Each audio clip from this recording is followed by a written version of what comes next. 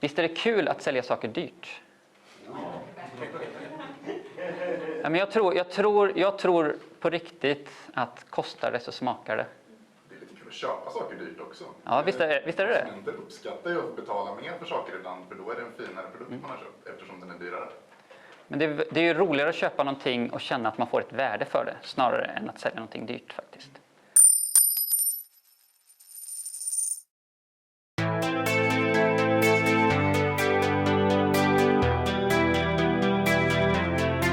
Hej, jag heter Per. Jag gjorde min första latte macchiato i Oslo 1999.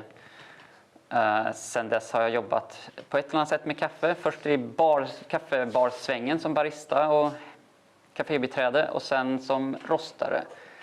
Och hela tiden tyckte att kaffe är en rolig grej för att under de åren som jag har jobbat med kaffe har det hänt ganska mycket. Stora förändringar i hur kaffe dricks, hur kaffe får smaka och var kaffe dricks. Det har hänt väldigt mycket på producentsidan också, hur kaffe produceras och odlas och säljs. Så det gör ju att kaffe blir en ganska rolig sak, eller hur? Nu har jag ett rosteri i Göteborg som heter Kafferäven. Till årsskiftet blir vi 10 år gamla. Någonstans ska vi ha en fest. Antagligen så kommer det bli en kaffe-rave, men jag är inte säker på det än. Det var introt. Jag ska prata. Kaffe är roligt att jobba med för det finns väldigt många som kan relatera till kaffe, eller hur? Alla kan på något sätt vet redan vad kaffe är. Är du en icke-kaffedrickare så vet du fortfarande vad kaffe är och del av din person är att vara en icke-kaffedrickare, eller hur? Lätt. Yes. Senaste sommaren och fram till nu så har man har pratat ganska mycket om kaffe. Men vad är det man har pratat om med kaffe? Vad är liksom det vanligaste samtalsämnet kring kaffe som vi har hört? Pris. Och det ska jag prata om. Kaffepriset. Om det blir mest fokus på kaffepriset som vi köper på hyllan eller inköpspriset för oss rostare eller kaffepriset för producenten vet jag inte. Men jag ska försöka få med lite av alla leden. En sak som är viktig att få med sig är, tycker jag, att kaffe, oavsett vilken nivå vi jobbar med kaffe, om det är specialkaffe eller om det är snabbkaffe eller vad tusan, så är kaffe någonting som vi inte behöver. Det är en lyxvara. Det är någonting som vi unnar oss, något som vi vill ha, något som ligger i kulturen eller någonting som ligger i vår personliga preferens. Men skulle vi vara utan kaffe skulle vi ha huvudvärk en vecka, sen skulle vi klara oss. Vatten måste vi ha. Kaffe vill vi ha. Eftersom det är någonting vi bara vill, det är inte näring, det är bara nöje, så är det en lyxvara. Okej. Vi som jobbar med specialkaffe, vi jobbar liksom i lyxigaste sektionen av den här lyxvaran kaffe. Jag vet inte om jag ska rita en triangel eller en graf. Vad vill ni ha? Triangel. Om man ser liksom hela kaffemarknaden så har vi allt kaffe. Största volymen är av en kvalitet som är lägst. Minsta volymen är av en kvalitet som är högst. Och så ser det ut. För att det som skapar den högsta kvaliteten är bland annat att man sorterar bort det som är sämre. Vilket landar ner hit. Det här är liksom så kaffemarknaden ser ut. Det här är också så produktionen hos en producent ser ut. Varje producent har möjlighet att skapa jättebra kaffe. Men i den processen skapas det också andra kvaliteter. Och de här olika sektionerna säljs på olika marknader till olika priser. Det som är specialkaffemarknaden är någonstans spjutspetsen högst upp. Att specialkaffe är lite svårdefinierat är för att den just är en spjutspets och högst upp. Och i och med att kvalitet förändras och förbättras hela tiden generellt så blir spjutspetsen också varierad hela tiden. Och ja, inte det som är speciellast och specialkaffet idag och det som var speciellast för 20 år sedan är helt enkelt inte samma sak. Och därför finns det liksom inte en sak som förenar det förutom att det är spetsen. För att vi som jobbar med specialkaffe ska kunna fortsätta vara spetsen så får vi inte tappa bort kvaliteten. När priset går upp, då blir det dyrare att köpa kaffe. Det gör det för alla. Det gör det för mig. Det gör det för konsumenten. Det gör det för min mamma som köper kaffe på ICA. Det gör det för Löfberg som köper kaffe i större volymer än vad jag gör. Och det har två problem. Det ena problemet är cashflow. Om jag ska köpa 1 kilo kaffe och det är dubbelt så dyrt som det var förra året, så är det ett kassaflödesproblem för mig om jag ska ligga på lager på det. Om jag ska köpa, och det är det ena problemet, det är liksom ett kassaflöde. Det är det problemet alla har i svensk ekonomi eller världsekonomin idag. Vi pratar väldigt mycket om inflation, det är liksom energikris, det är liksom mycket på gång liksom. Och kassaflödet är ju det som gör att det är tajt i hushållskassan. Vi vet inte hur mycket pengar vi kommer att ha över, så vi måste liksom sitta still i båten och inte renovera köket just nu. Liksom. Det andra som är problemet med höga priser är om det andra som är problemet med höga inköpspriser är om försäljningspriset har ett tak. Och det tror jag att det inte har. Nu ska jag prata lite om inköpspriser på råkaffe. Sen ska jag prata om varför inköpspriset eller kaffepriset inte har ett tak. Det här är en generell graf med pris. Och här är tiden. H skriver jag där. Eller tid. ID. Över tid så varierar kaffepriset. På den vanliga kaffemarknaden, kommersiella marknaden, så är kaffe en råvara som handlas på en börs. Kaffebörsen. På internet så står kaffepriset dagligen uppdaterat, och beroende på hur världsekonomin ser ut så går priset upp och ner. Beroende på hur skördarna är i Brasilien så går priserna upp och ner. Och över tid så ser priserna ut så här. Om det här är bara ett exempel. Det skulle kunna vara ett år, det skulle kunna vara 50 år. Priserna går lite upp och ner. Så har de gjort så länge man har mätt kaffepriserna på det här sättet. Kaffepriserna har heller inte förändrats särskilt mycket. Det här skulle kunna vara ett år. Det skulle också kunna vara 50 år. Dollarpriset för kaffe ligger ganska stabilt. Vilket om man räknar med inflation så har priserna gått ner. För det en dollar var värd för 50 år sedan och det en dollar värd idag är inte samma sak. Som kaffet kostar kostade en dollar så var den dollarn dyrare för 50 år sedan. Så idag så är kaffepriset mycket billigare än vad det var för 50 år sedan. När jag köper kaffe så jobbar inte jag på den här börsen. Utan jag jobbar med en annan typ av prismodell som är baserad på vilken råvara jag får. Som gör att kaffepriset snarare blir, om vi nu ser det här som ett år.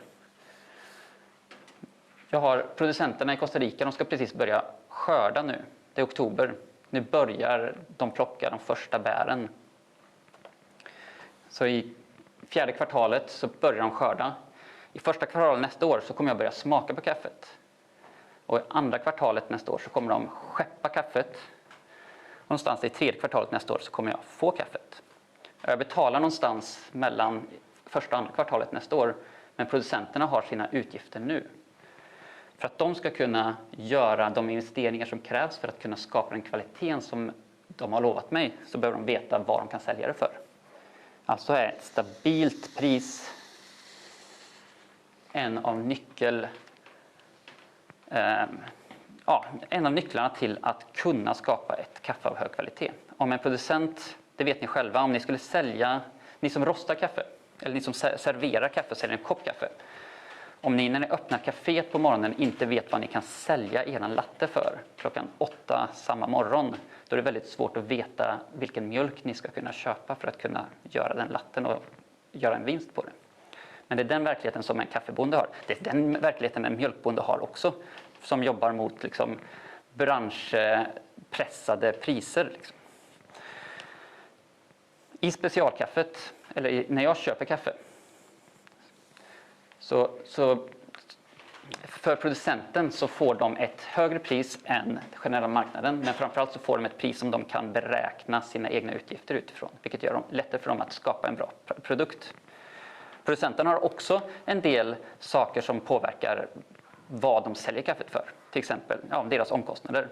En av sakerna som gör att kaffet kostar mycket just nu är frakter. Det pratas mycket om att det har blivit dyrt att skicka saker. Att skicka en container från A till B i världen har gått upp 4-5 gånger från vad det var för innan pandemin. Importörer eller producenter importerar också saker eller köper saker som importeras, till exempel gödsel. Vilket gör att gödselpriserna går upp. Vilket gör att deras produktionskostnader går upp. Vilket gör att mitt inköpspris för kaffe går upp av samma fraktkostnadsanledningar som gör att kaffet blir dyrare när det kommer till mig också. Så över tid, över de åren som jag har jobbat i Costa Rica, så har priset från ett år till nästa år alltid haft en viss prisökning. Jag satt och tittade, jag håller på och försöker skapa lite data så att jag kan visa lite historik över råkaffeprisinköp, och det jag såg var från alla ursprung som vi har jobbat med, så har vi varje år snittpriset för kaffet som vi köper är varje år högre än förra året, vilket gör att priserna går upp. När jag säljer kaffe så baserar jag det på bland annat inköpspriset. Och så ser jag till att jag har en marginal så att jag tjänar pengar. Så när jag köper kaffet här, då säljer jag det här. När jag köper kaffe här, så säljer jag det här. Och så vidare. När kaffet som handlas på den kommersiella marknaden när det säljs, så säljs det med på en prispressad marknad där man kan köpa 2 500 grams på deal. Kostar just nu bara, jag vet inte vad det kostar, 59 spänn. För att de stora kommersiella rosterierna har använt kaffe som lockvara. För de stora kommersiella rosterierna så är livsmedelsbranschen den största marknaden där de säljer. Och de slåss om att ha marknadsandelar på den. De slåss med hjälp av kaffepriset. Vem kan sälja mest kaffe billigast? Det gör att de har ett pristak som de själva har skapat. Så de säljer kaffet till ett stadigt pris som är här, medan deras inköpspriser går upp och ner. Jag säljer tvärtom. Jag har ett utförsäljningspris som är baserat på inpriset, vilket gör att priserna hela tiden förändras. När kaffepriserna går upp på marknaden, som här, då minskar marginalen för de stora rosterierna. Nu är inte fluktuationerna så stora. De går upp och ner med cent och små procent hela tiden tills det sker en kris. När det sker en kris så kan helt plötsligt kaffepriset gå upp mer, till exempel dubblas. Det gjorde det förra året. Vilket gjorde att kaffepriset som brukar ligga här gick upp hit. För de stora rosterierna som jobbar med den fluktuerande marknaden så blev allt kaffe i världen blev plötsligt dyrare. Deras marginaler gick ner såvida de inte kunde öka priserna, vilket de gjorde. Vilket är anledningen till att vi hör att kaffe har blivit dyrt. För att kaffet på livsmedelsbranschen eller livsmedelsbutiken har gått upp. Det har gått upp med, jag vet inte vad, 20 kronor kilot eller något. Det är inte jättemycket i kronor. Det är ganska mycket i procent. Och upplevelsen som konsument som när du köper den har inte blivit bättre. Du får ingenting mer för pengarna. Det har bara blivit dyrare. Det är därför man använder just termen dyrare. Det kostar mer. Men det är framförallt dyrare att köpa den. För att du får samma fyrkantiga paket som du alltid har köpt, men nu kostar det mer och det vill jag inte betala. Eller hur? Däremot, om vi som jobbar med specialkaffe, i och med produkterna vi köper som vi betalar bra för också kan ge en ökad upplevelse, då kommer vi få tacksamma kunder som älskar oss för att vi ger dem en ökad upplevelse. Risken som finns här för stora rosterierna är två. Jag sa, de ökar priserna. Priserna går upp. Men det finns en till sak man kan göra för att behålla sin marginal. Och det är att sänka kvaliteten. För det finns såklart billigare kaffen att köpa. Det finns gamla skördar, det finns sämre sorteringar. Det finns alltid billigare kaffe att köpa. Så om du inte vill höja dina priser här så kan du istället köpa sämre produkter till billigare pris för att behålla din marginal. Det händer också. Det går att känna skillnad på hur kvaliteten förändras när råkaffepriserna går upp på den kommersiella marknaden.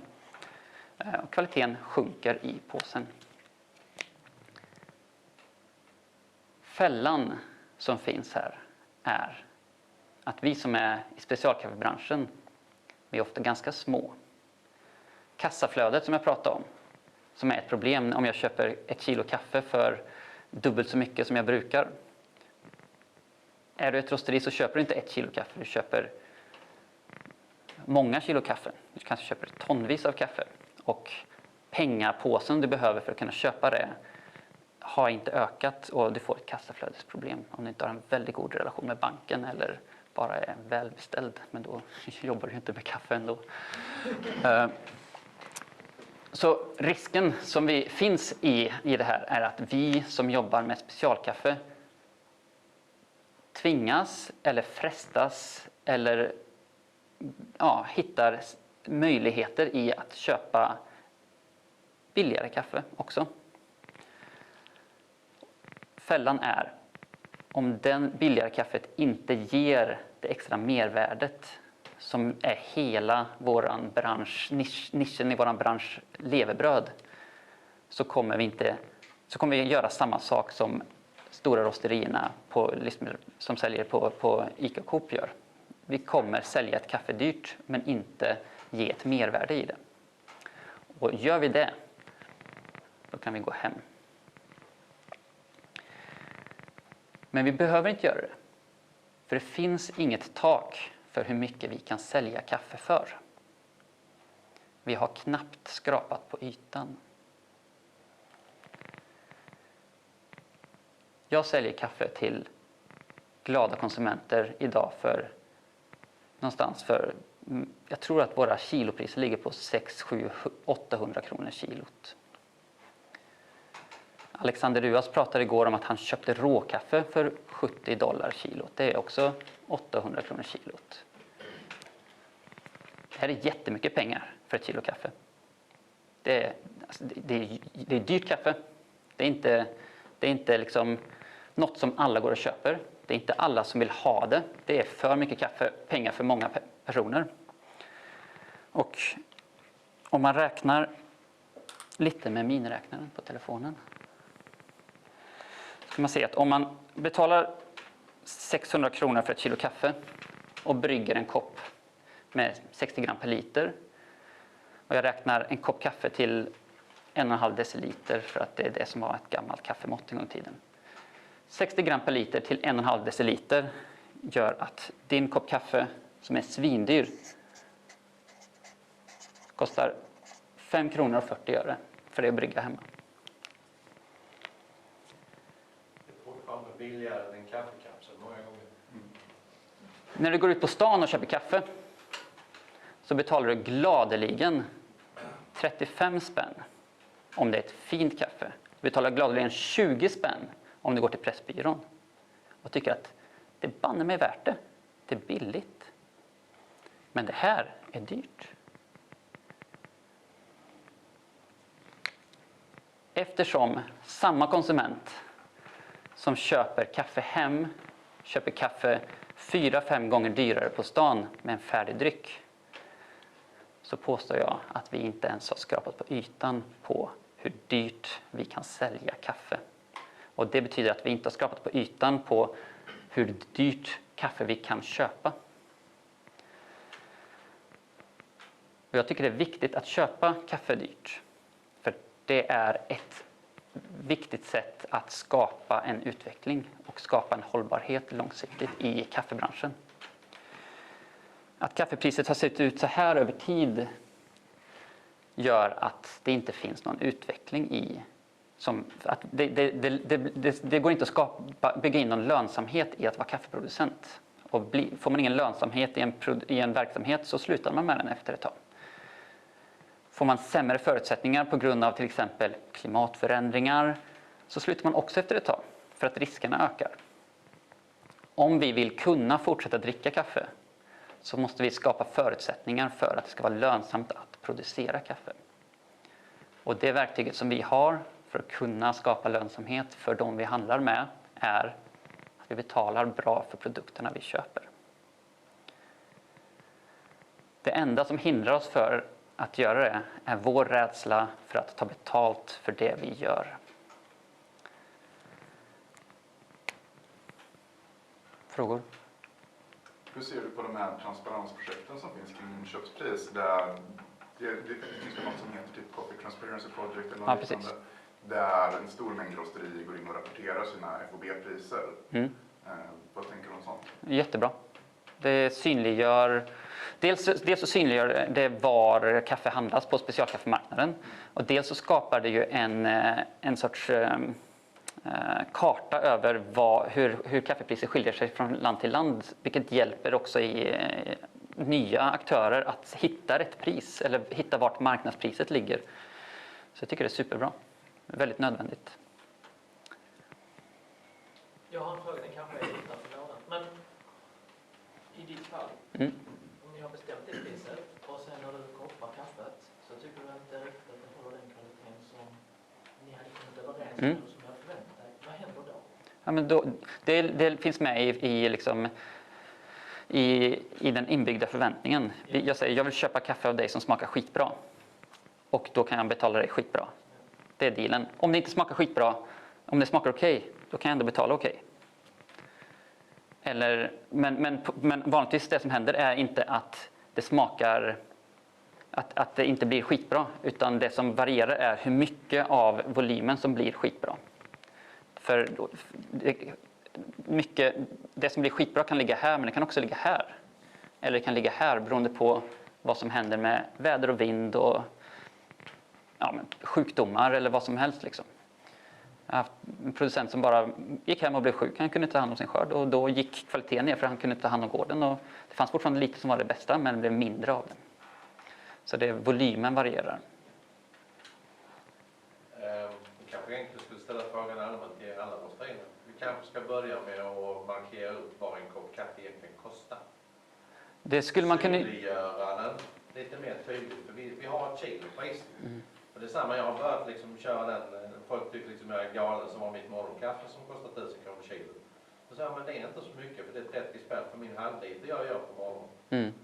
Vad betalar du? Precis, jag kör egentligen den jämförelsen vad du betalar för den där som du tar på pressbojaren på vägen till tåget. Jag gör det när jag skickar mina prislistor till krögare. Då skriver jag kilopris och koppris. Ja. För att det är så mest för att tala med bönder på bönders vis. För att man tittar på råvarukostnader när man beräknar sina måltider också. Och att poängtera att råvarupriset, hur stor del det är av kostnaden som de säljer för, hjälper mig att sälja dyrt kaffe till dem. En fråga här. Om man tittar på priset i affären och priset som specialkaffe. Priset i vanlig mataffär på kaffe har ju ökat exponentiellt. Ja. Men det upplever jag att det inte gör om man tittar på specialkaffe. Vad beror det på? Det är väldigt bra. Det beror på att det har ökat specialkaffet också.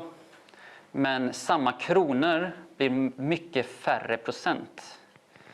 20 kronors ökning på 600, det är inte lika mycket som 20 kronors ökning på 60 spänn. Vilket gör att upplevelsen av att det går upp inte är lika stor. Det är färre procent även om det är lika stort. Min prislista har ökat med ungefär 20 kronor från förra året. Mitt billigaste kaffe är 20 kronor dyrare, mitt dyraste kaffe är 20 kronor dyrare och mitt snitt ligger 20-25 kronor dyrare. Men jag har fortfarande ett spann mellan liksom, och det går att hitta liksom kaffe till olika priser, men det är mer och mer av mitt kaffe som ligger i det dyrare segmentet, vilket gör att snittet går upp. Men i och med att det finns ett spann i specialkaffet så kan man fortfarande hitta kaffe till flera olika priser. Men framförallt tror jag att i och med att kaffet redan är dyrt så blir inte upplevelsen av 20 kronor så stor. Och det är också viktigt för oss att komma ihåg och viktigt för oss att använda som verktyg. För jag tror att det är superbra att folk upplever att kaffet på ICA är dyrt. För då tycker de inte att det blir värt det. Och då har vi en chans att sälja någonting som de tycker är värt. Och det handlar inte om att de inte har råd. För kaffe är en lyxvara. Det är någonting vi unnar oss. Allt som är lyx köper vi bara om vi känner att vi har råd med det. Annars kan vi banna med låta bli. Sen har vi en dålig vana här i Sverige att i lunchrestaurangen kaffe ska ingå. Ja, men det är en kultur i krögarbranschen som de får förändra då. Men om krögaren köper kaffe för 200 spänn så har de en råvarukostnad under 2 kronor. Och skulle de höja sin lunchpris med 2 kronor skulle de hämta hem den där koppen utan problem. Och kunna bjuda på en till kocken också utan att det skulle kosta dem någonting.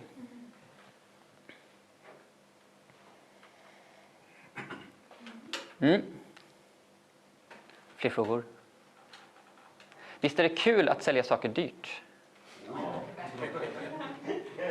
Ja, men jag tror på riktigt att kostar det så smakar det. Det är lite kul att köpa saker dyrt också. Ja, visst är det. Konsumenter uppskattar ju att betala mer för saker ibland, för då är det en finare produkt man har köpt eftersom den är dyrare. Men det är ju roligare att köpa någonting och känna att man får ett värde för det snarare än att sälja någonting dyrt faktiskt.